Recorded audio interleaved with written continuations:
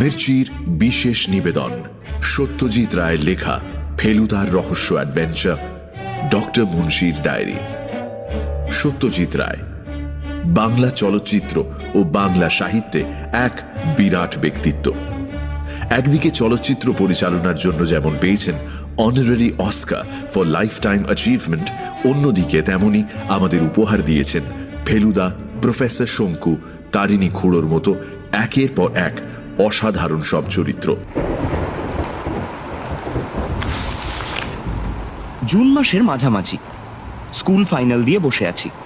Result কবে বেরোবে জানি না। আজ সিনেমায় যাবার কথা ছিল।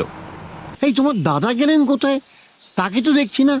সত্যিই তো, ফেলুদা কোথায় গিয়ে ছবি তুলছে?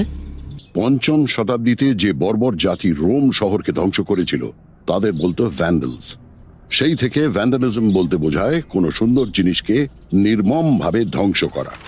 কথাটা বলে ফেলুদা কাগজটা আমার হাতে দিল। বাইরে যদি অন্ধকার ঘনায়,